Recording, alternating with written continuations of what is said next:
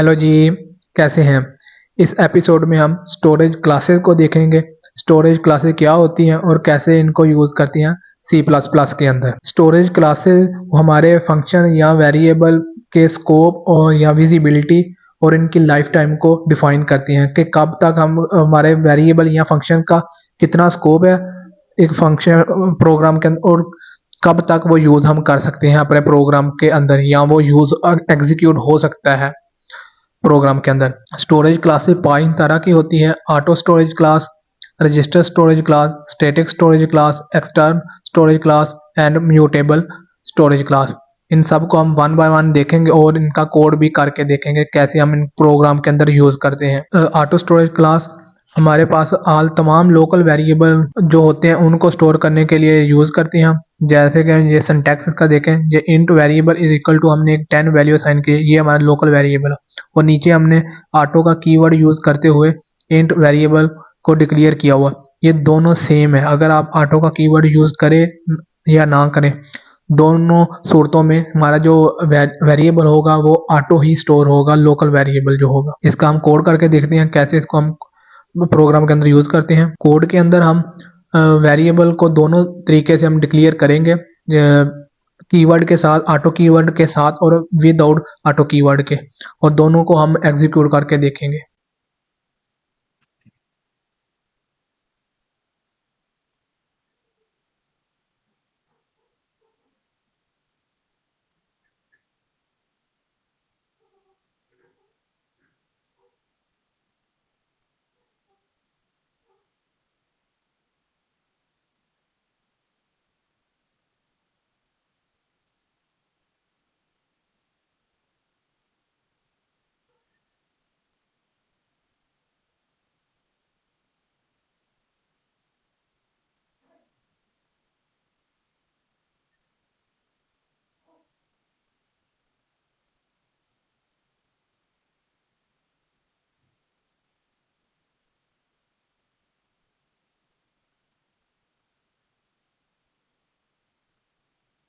ये देखें जी, हमने दो वेरिएबल डिक्लेयर किए हुए हैं, उनको इंटीजर वेरिएबल डिक्लेयर किया, एक को विदाउट ऑटो कीवर्ड से डिक्लेयर किया हुआ, दूसरे को ऑटो कीवर्ड के साथ हमने डिक्लेयर किया हुआ है।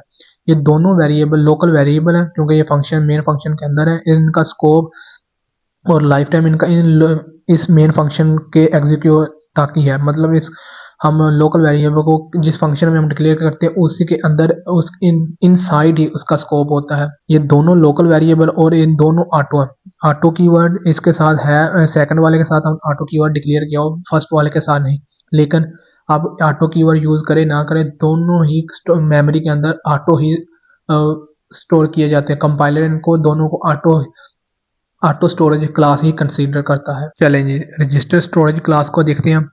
जब भी हमें ऐसे वेरिएबल की ज़रूरत होती है जो हमें क्विकली हमें किसी वेरिएबल की या वैल्यू की ज़रूरत होती है, तो हम उस वक्त रजिस्टर स्टोरेज क्लास को यूज़ करते हैं।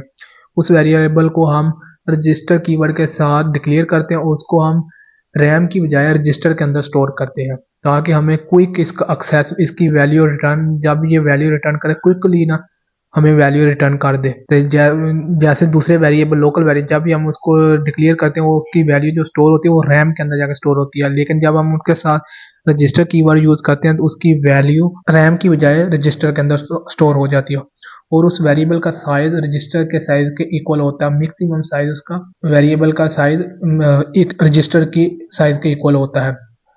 और इसको हम एड्रेस को एक्सेस नहीं कर सकते, हम यूनरी ऑपरेटर साथ यूज़ नहीं कर सकते, मतलब कि हम उसकी मेमोरी लोकेशन नहीं फाइंड कर सकते। और इसका सिंटैक्स ये होता है कि हमें रजिस्टर कीवर्ड यूज़ करना होता है, फिर आगे डाटा टाइप और वेरिएबल। अच्छा, जितनी भी हमारी स्टोरेज क्लास होगी ना, उनको हम जब भी लिखेंगे ना, हमारी जो डाटा टाइप होगी उससे पहले लिखेंगे, कीवर्ड यूज़ करेंगे। जैसे हमने पीछे देखा कि हमारा जो ऑटो है स्टोरेज का, उसको ऑटो कीवर्ड हम डाटा टाइप से पहले लेते हैं और रजिस्टर रजिस्टर जो कीवर्ड यूज़ करते हैं हम हमारे वेरिएबल को या स्टोर करने के लिए, लोकल वेरिएबल को स्टोर करने के, तो उसके भी से डाटा टाइप से पहले हम रजिस्टर कीवर्ड लिखेंगे। अब इसका कोड देखते हैं। अच्छा, रजिस्टर वेरिएबल किन सूरतों में यूज़ होता है। रजिस्टर वेरिएबल को हम ख़ास तौर पर उन सूरतों में जो यूज़ करते हैं जब हमें रन टाइम पे किसी वैल्यू की ज़रूरत होती है, जैसे काउंटर। जब हम किसी चीज़ को काउंट कर रहे होते हैं तो वो हमें रन टाइम पे ऊपर मतलब उसी टाइम के ऊपर उसकी वैल्यू साथ साथ अपडेट हो रही होती है, क्विकली हमें वैल्यू रिटर्न कर रहा होता है वो फंक्शन। तो वो इन सूरतों के लिए हम रजिस्टर स्टोरेज क्लास को यूज़ करते हैं।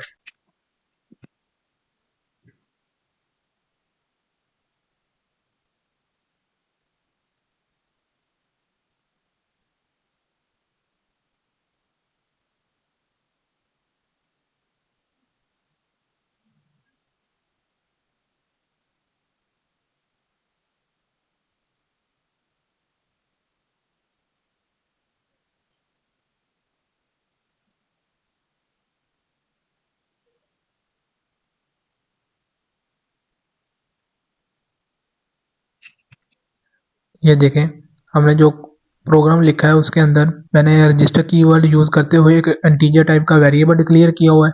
फिर मैंने एक लूप चलाया हुआ है 0 से 10 तक, मतलब 11 टाइम हमारा लूप एग्जीक्यूट होगा। उसके अंदर सबसे पहले मैंने काउंटर वेरिएबल को डिस्प्ले कर रहा हूँ, प्रिंट कर रहा हूँ, फिर मैं उसमें इंक्रीमेंट कर रहा हूँ। मैं कह रहा हूँ हर दफ़ा हमारा जो काउंटर वेरिएबल है उसमें प्रिंट होने के बाद उसकी वैल्यू अपडेट हो, और ये तमाम वैल्यू जो हमारी अपडेट स्टोर हो रही है और अपडेट हो रही है रजिस्टर के अंदर स्टोर हो रही है, ना कि रैम के अंदर। स्टैटिक स्टोरेज क्लास को देखते हैं। स्टैटिक स्टोरेज क्लास को हम लोकल वेरिएबल को स्टोर करने के लिए यूज़ करते हैं। ये उस सूरत में यूज़ करते हैं जब हम चाहते हैं कि हमारा प्रोग्राम या वेरिएबल ओवरऑल प्रोग्राम, हमारा जो प्रोग्राम है उसके एग्जिस्ट है उसकी लाइफ टाइम तक एग्जीक्यूट रहे, ना कि फंक्शन की लाइफ टाइम तक। फंक्शन की लाइफ टाइम ये है कि इस तरह के जब आप एक फंक्शन को कॉल करते हैं तो वो आप फंक्शन की बॉडी में इंटर होते हैं तो वेरिएबल लोकल वेरिएबल जो हम दूसरी तरह किसी भी ऑटो मतलब लोकल वेरिएबल को डिक्लेयर करते हैं।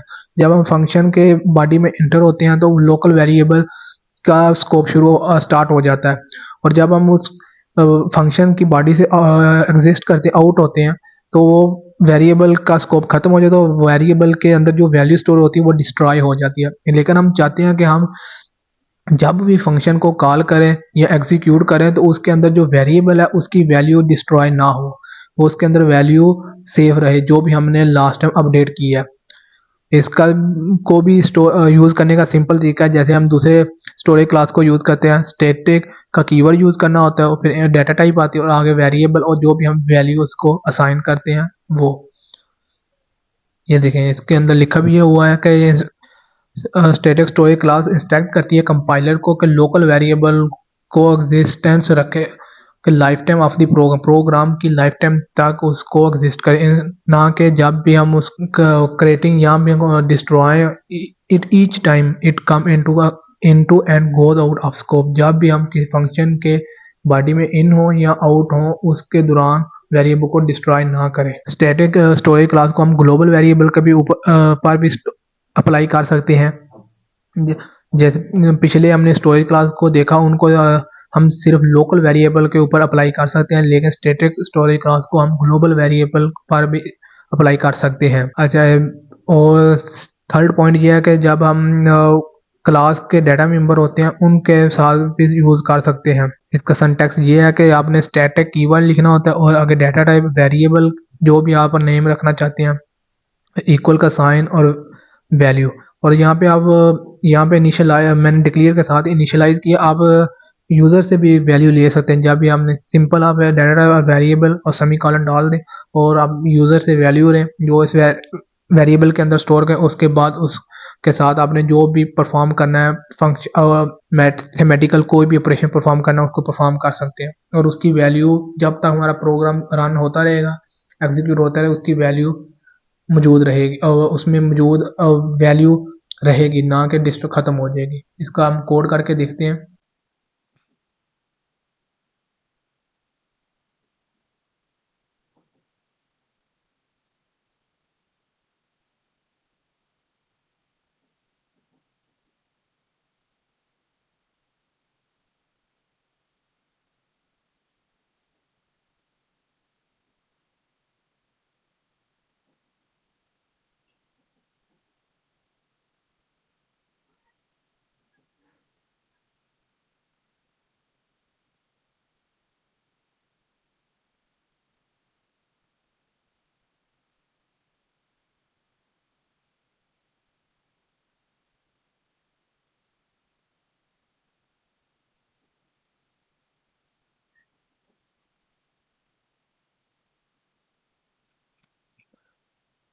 और यहाँ पर देखें मैंने एक मेन फंक्शन बनाया। मेन फंक्शन अंदर सबसे पहले मैंने ग्लोबल वेरिएबल डिक्लेयर किया, उसको स्टैटिक कीवर्ड के साथ डिक्लेयर किया हुआ है और इनिशियलाइज भी किया हुआ है, साथ ही 10 वैल्यू असाइन की हुई है।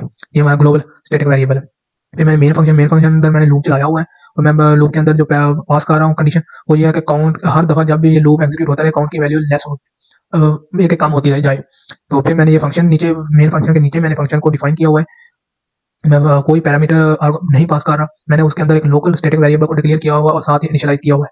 आई को मैंने 1 असाइन किया और नीचे नेक्स्ट लाइन के अंदर मैं इंक्रीमेंट कर रहा हूँ। मैं कह रहा हूँ हर दफा आई की वैल्यू इंक्रीमेंट हो जब भी फंक्शन को कॉल करे। और ये नीचे मैं उसकी जो वैल्यू आई और काउंट की उसको डिस्प्ले कर रहा हूँ, प्रिंट कर रहा हूँ। तो अब मैंने इसको जब एग्जीक्यूट किया तो मेरे पास जो वैल्यू आई है वो ये आई की वैल्यू 2 से स्टार्ट हो रही 1 थी क्योंकि इंक्रीमेंट हो गया पहले, बाद में मैंने उसको प्रिंट किया। और काउंट की वैल्यू 9 10 थी, वो डिक्रीमेंट हो रही है हर दफा। और आई के लास्ट पर आई की वैल्यू 10 11 आ गई और काउंट की वैल्यू 0 है मेरे पास। तो अब मैं आपको यहाँ पे एक और यहाँ पे जब मैं इसको स्टैटिक कीवर्ड को खत्म करता हूँ तो फिर इसको एग्जीक्यूट करके देखते हैं क्या आउटपुट आती है। जब मैंने इसको एग्जीक्यूट किया और स्टैटिक कीवर्ड लोकल वेरिएबल के साथ से स्टैटिक कीवर्ड को खत्म किया तो मेरे पास आई की वैल्यू 2 आ रही है, मतलब वो हर दफा अपडेट नहीं हो रही। इसका मतलब ये है कि यहाँ पे जब हमने फर्स्ट टाइम जो लूप हमारा मेन फंक्शन एग्जीक्यूट हुआ तो उसके जब उसने फर्स्ट टाइम फंक्शन को कॉल की उसके आई की वैल्यू 1 थी, उसमें इंक्रीमेंट किया आई की वैल्यू 2 हो गई तो उसने उसको प्रिंट कर दिया और काउंट की वैल्यू भी प्रिंट कर दी। लेकिन जहाँ जब भी ये फंक्शन आउट हुआ यहाँ से और आई की वैल्यू डिस्ट्रॉय होगी, फिर दोबारा यहाँ क्या जहाँ पे जब दोबारा इसने फंक्शन को कॉल की फिर आई की वैल्यू 1 से स्टार्ट होगी, ना कि जो 2 थी उसमें इंक्रीमेंट होगा नेक्स्ट नहीं। ये हर दफा वही वैल्यू जो हमारी लोकल वैल्यू फंक्शन के अंदर हमने डिक्लेयर की वो वैल्यू होगी। ये है स्टैटिक स्टोरेज क्लास का काम कि आपकी जो वेरिएबल के अंदर वैल्यू उसको बरकरार रखती है जब तक हमारा प्रोग्राम ओवरऑल प्रोग्राम एग्जीक्यूट होता रहता है। चलेंगे एक्सटर्नल स्टोरेज क्लास को देखते हैं। एक्सटर्नल स्टोरेज क्लास को हम उस वक्त यूज करते हैं जब हमारे पास एक से ज्यादा फाइल्स हो, मतलब हमारे पास एक से ज़्यादा फाइल है और एक फाइल के अंदर हमने किसी वेरिएबल को डिक्लेयर किया हुआ उसको हम डिफरेंट फाइल के अंदर यूज़ करना चाहते हैं तो हम उस वेरिएबल से के स्टार्टिंग में एक्सटर्न का कीवर्ड यूज़ करेंगे और इससे ये होगा कि हम उस वेरिएबल को अपनी डिफरेंट फाइल के अंदर यूज़ कर सकते हैं सेम मेमोरी लोकेशन के ऊपर। जब हमने वेरिएबल को डिक्लेयर किया वो मेमोरी के अंदर एक स्टोरेज उसको एलोकेट हो जाती है, उसका स्टोरेज का कुछ ड्रेस होता है और जब हम उसको डिफरेंट वेरिएबल फाइल के अंदर यूज़ करेंगे तो उसी स्टोरेज क्लास मतलब उस मेमोरी या लोकेशन के ऊपर जो भी वेरिएबल होगा उसको यूज़ करें, ना कि हर दफ़ा नया वेरिएबल क्रिएट होगा। इस तरह हमारी जो मेमोरी होगी वो बहुत यूज़ होगी। तो ये इसका बेस्ट सोल्यूशन ये है कि आप एक्सटर्नल कीवर्ड यूज़ करें जिस वेरिएबल को डिफरेंट फाइल के अंदर यूज़ करना है तो उससे आपकी मेमोरी कम यूज़ होगी। इसका सिंटैक्स ये है कि एक्सटर्नल कीवर्ड लिखना होता है, आगे डाटा टाइप आती है वेरिएबल नेम और इसको हम फंक्शन के लिए भी यूज़ कर सकते हैं। और एक्सटर्नल स्टोरेज क्लास को सिर्फ हम ग्लोबल वेरिएबल के लिए यूज़ करते हैं और इसको ग्लोबल वेरिएबल फंक्शन के लिए यूज़ करते हैं। यहाँ पे आपने देखें एक फंक्शन हमारे पास, मैंने कोई भी नाम रख सकते हैं फंक्शन, उसको आप डिफरेंट फंक्शन के अंदर फाइल के अंदर यूज़ करना चाहते हैं उससे भी पहले आप एक्सटर्नल का कीवर्ड यूज़ करें, उसको आप अपनी डिफरेंट फाइल के अंदर यूज़ कर सकते हैं जो उस मेन फाइल के साथ लिंक है। लास्ट हमारी म्यूटेबल स्टोरेज क्लास है, उसको हम देखेंगे जब हम object oriented class object oriented को पढ़ेंगे स्टार्ट करेंगे उसके अंदर हम उसको देखेंगे उसको हम इसे खास तौर पर क्लास के ऑब्जेक्ट के साथ यूज़ करते हैं। ये थी हमारी स्टोरेज क्लास, इनको कैसे यूज़ करते हैं और क्यों ज़रूरी है, इन सब को मैंने आप बताया आपको इस वीडियो में कि जब भी आप किसी वेरिएबल को डिक्लेयर करते हैं वो अगर सिंपल आपने उसको डिक्लेयर किया बगैर किसी कीवर्ड या ऑटो कीवर्ड वो लोकल वेरिएबल होगा। और इसी तरह आपने कोई ऐसे वेरिएबल जिसकी वैल्यू आपको क्विकली चाहिए, जल्दी उसकी वैल्यू चाहिए तो आप रजिस्टर कीवर्ड यूज़ कर सकते हैं। उसकी जो भी हो उसके अंदर वैल्यू होगी वेरिएबल की वो रजिस्टर के अंदर स्टोर होगी और वो आपको फौरी आपको रिटर्न करेगी वैल्यू। अगर आप चाहो थर्ड नंबर पे जो हमारी स्टोरेज क्लास स्टेटस थी वो इसको हम जब उस वक्त यूज़ करते हैं जब हम चाहते हैं हमारे वेरिएबल के अंदर जो वैल्यू है वो ओवरऑल प्रोग्राम की लाइफ टाइम तक रहे, जब तक हमारा प्रोग्राम एग्जीक्यूट हो वो उसके अंदर वेरिएबल के अंदर जो वैल्यू वो भी रहे। तो इस सूरत में हम स्टैटिक कीवर्ड को यूज़ करते हैं। फिर एक्सटर्नल स्टोरेज क्लास आ गई, इसको हम डिफरेंट फाइल के अंदर सेम वेरिएबल को यूज़ करने के लिए या फंक्शन को यूज़ करने के लिए यूज़ करते हैं। और लास्ट में म्यूटेबल स्टोरेज क्लास, इसको हम नेक्स्ट वीडियो में देखेंगे जिसके अंदर हम ऑब्जेक्ट ओरिएंटेड को शुरू करेंगे, उसके अंदर मैं आपको बताऊंगा इसका खास तौर पर इनको क्लास के ऑब्जेक्ट के साथ यूज़ करते हैं। चलिए thank you, best of luck.